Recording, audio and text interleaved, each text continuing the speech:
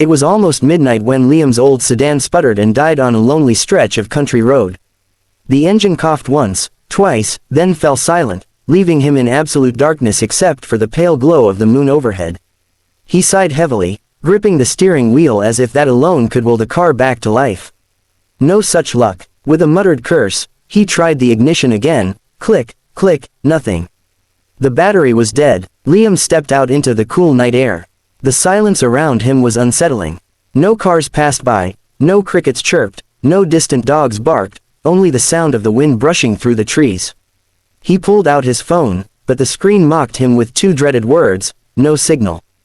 Great, just great. Scanning the horizon, he spotted something faintly glowing in the distance, a soft orange light, maybe from a window. It was about a mile away, maybe less. With no better option, Liam grabbed his flashlight from the glove compartment, locked the car, and started walking toward it. The gravel crunched beneath his boots with every step.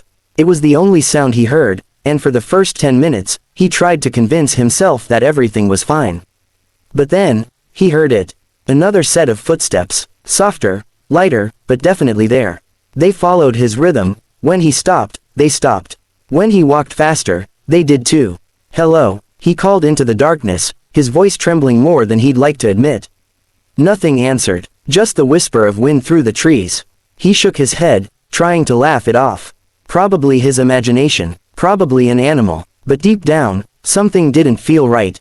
The light grew brighter as he approached.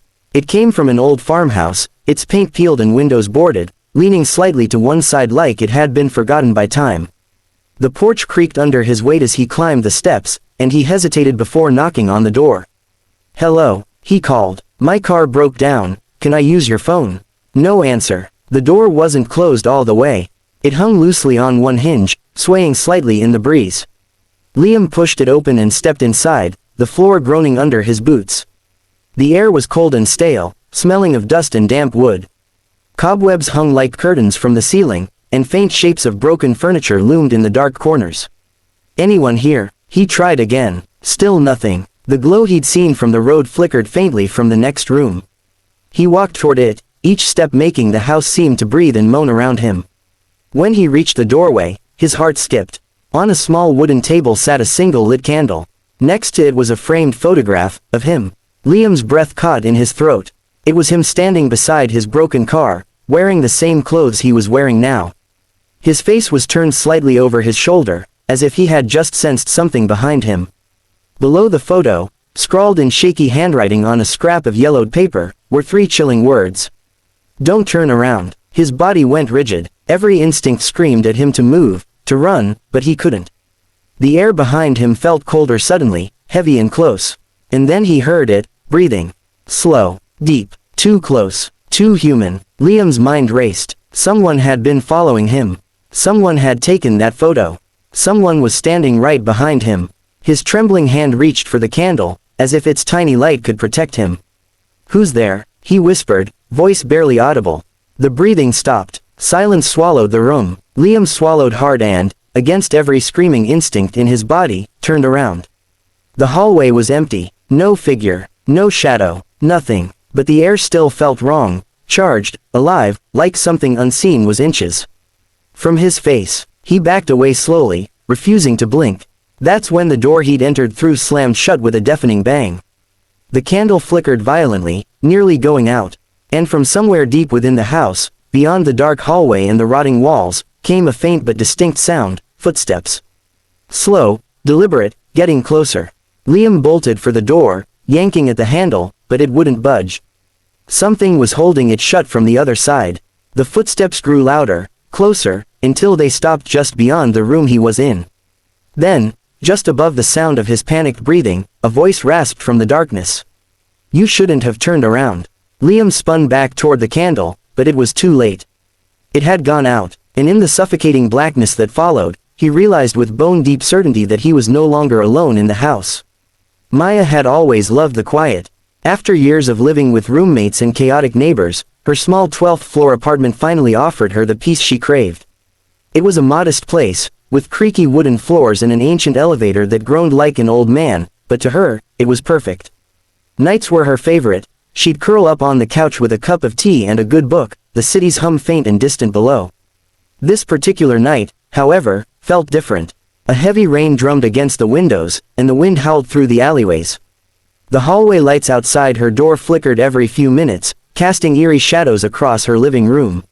Maya shrugged it off as just another stormy night and pulled her blanket tighter around herself. At exactly 2:14 a.m., a soft tap, tap, tap, echoed through the apartment. She frowned and glanced up from her book. It came again, rhythmic and deliberate, from the direction of her front door. Her heart gave a small jolt. Nobody visited her this late. Carefully, she set her book aside and tiptoed toward the door. The sound continued. Tap, tap, tap, slow and patient. Holding her breath, Maya pressed her eye to the peephole. The hallway outside was empty. Just peeling wallpaper and flickering lights stretching into darkness. "Hello," she called, her voice thin and shaky. Silence. After a moment, she shook her head and stepped back. "Probably pipes," she muttered, trying to laugh at herself. Old building, weird noises. She returned to the couch, but the unease in her chest wouldn't fade. 20 minutes passed. The storm outside raged harder. Just as her eyelids began to droop, the sound came again, this time louder, more insistent. Tap, tap, tap. Maya jumped to her feet. "Who's there?" she shouted. Again, no answer. She pressed her face to the peephole, nothing. The hallway was as empty as before. Something wasn't right. She double-checked the deadbolt, then slid the security chain into place for good measure. Satisfied the door was secure, she turned off the lights in the living room and headed for her bedroom, deciding sleep was the best way to shake off her nerves. That's when her phone buzzed. The sudden vibration made her heart leap. She grabbed it quickly, hoping it was a friend or a random notification. Instead, she froze. The screen displayed a text from an unknown number. "Why won't you let me in?" Maya's throat went dry. Her fingers hovered over the screen, unsure of how to respond, or if she even should. Before she could decide, another message appeared. "I'm already inside." Her heart slammed against her ribs. She stared at the words, rereading them over and over. It had to be a prank. It had to be. She looked around the room, scanning every corner. Everything looked normal. Doors and windows were locked. She was alone, wasn't she? Slowly, she moved through the apartment, checking. Each room. The bathroom, empty. The kitchen, empty. The closet, nothing. She was about to laugh at herself when she noticed something that hadn't been there before, wet footprints. They started at the balcony door, still locked, and trailed across the living room floor, leading straight into her bedroom. Maya's breath hitched. Each print was shaped like a bare human foot, glistening faintly under the weak light. Her hands trembled as she picked up a kitchen knife from the counter. "Hello," she whispered, barely louder than the rain outside. "Who's there?" No response. Step by step, she followed the trail. The footprints stopped just inside the doorway of her bedroom. Her chest tightened as she peeked inside. The lights were off. The room was bathed in darkness. For a long moment, nothing moved. Then, she saw it. In the far corner of the room, half hidden by shadows, someone was standing. It wasn't a trick of the light. It wasn't her imagination. A tall, pale figure stood perfectly still, facing her. Its eyes, wide, hollow, and empty, seemed to glow faintly in the dark. Maya's scream caught in her throat. She stumbled backward, the knife clattering to the floor. When she blinked, the figure was gone. The room was empty again. No footprints, no shadow, nothing. Like it had never been there. Her breathing came fast and ragged as she backed into the hallway. Maybe she was dreaming. Maybe she was losing her mind. Then, from just behind her ear, so close she could feel the cold breath on her skin, a voice whispered. "Next time, open the door." Maya spun around, slashing the air with shaking hands, but there was no one there. The apartment was silent once more, except for the storm outside and the pounding of her heart. She didn't sleep that night. She sat curled up on the couch until dawn, every light in the apartment burning bright. And though she told herself it had been a nightmare, a trick of her imagination, she never forgot the last thing she saw before the morning sun rose, a single wet footprint, fresh and glistening, appearing slowly in the middle of her living room floor. Ethan had been working the night shift at the old Rutherford warehouse for almost 3 years, and nothing much ever happened. It was a lonely job, 8 hours of patrolling dusty aisles, checking padlocks, and watching flickering security monitors. Most nights, the most exciting thing he saw was a stray raccoon trying to sneak inside. But that night, something was different. The shift started like any other. He made coffee in the break room, scanned the security feed, and began his rounds. But from the very start, the warehouse felt off. The air was colder than usual, biting through his uniform. The silence felt heavier too, pressing down on him like a weight. Normally, the place echoed faintly with the hum of machinery or the distant buzz of lights. Tonight, it was dead silent, like the building itself was holding its breath. At around 3:07 a.m., as he flipped through the security monitors, Ethan noticed movement on camera 12.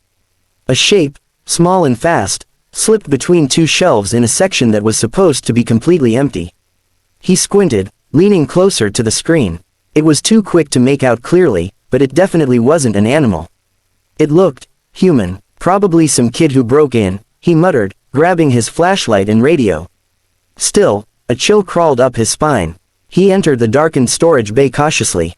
The rows of metal shelves stretched endlessly in both directions, casting long shadows under the dim emergency lights.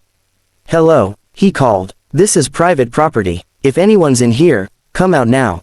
Only silence answered. He walked deeper, his footsteps echoing eerily. That's when he noticed the temperature dropping. It wasn't his imagination. His breath was now visible in small white clouds. A faint smell of rust and something metallic hung in the air. At the end of the aisle, his flashlight beam caught something on the shelf, a small, smeared handprint. Red, sticky, fresh, and far too small to belong to an adult. Ethan's pulse quickened. "Who's here?" he shouted again, louder this time. No response. The sound of something moving came from the next aisle. Soft, light footsteps. He turned the corner, shining his light ahead, but saw only empty shelves stretching into darkness. As he moved closer, the footsteps stopped. The silence was now deafening. Back in the control room, camera 12 flickered again. The figure had returned, only now it was closer to the main office. Ethan hurried back toward the center of the building, his boots crunching on the cold concrete floor. When he reached the office, the door was slightly ajar. He was certain he'd closed it before. Inside, everything looked normal. Except for one thing. On the desk, where his logbook had been, lay a single piece of yellowed paper. It hadn't been there before. Written across it in crude, uneven handwriting were the words, "I never left." Ethan's heart began to hammer. "Who's playing games?" he shouted, spinning around. "Show yourself." The overhead lights suddenly flickered, then died, plunging the warehouse into absolute darkness. His radio crackled and went silent. Even the distant hum of the backup generators stopped. The silence that followed was suffocating. He switched on his flashlight, the narrow beam cutting through the pitch black. As he swept the light across the room, he froze. Dozens of small figures stood at the edge of the beam. Motionless, silent, surrounding him. They weren't adults, they were children. Or at least, they looked like children. Their faces were pale and hollow, their eyes black and empty. Some wore tattered clothes, some had blood-stained hands. And all of them stared straight at him. "What the hell?" Ethan whispered, stumbling backward. "Stay away from me." None of them moved, until one did. A small girl stepped forward, her head tilted at an unnatural angle, eyes fixed on him. When she spoke, her voice was colder than the night air. "We've been waiting for you." Ethan's flashlight flickered, and in that brief darkness, the figures vanished. When the light steadied again, the aisle was empty. Heart racing, he bolted for the exit. But the path seemed different. No matter how far he ran, every turn led him deeper into the maze of shelves. It was as if the building itself was shifting, trapping him inside. Then he heard them again. Tiny footsteps, laughter, whispers too faint to understand. The air grew colder with every step, and just as he turned another corner, the light caught a face inches from his own, white eyes, wide and unblinking. He screamed. The next morning, when the day shift arrived, the warehouse was silent. Ethan was gone. His radio lay shattered on the floor near camera 12. His flashlight was still on, rolling gently in a slow circle. And on the security desk, smeared in what looked like blood, was a fresh handprint, small, childlike, and unmistakably new. And on the monitor, though the building was empty, camera 12 still showed movement. Small, darting figures slipping between the shelves. Watching, waiting. No one ever worked the night shift there again.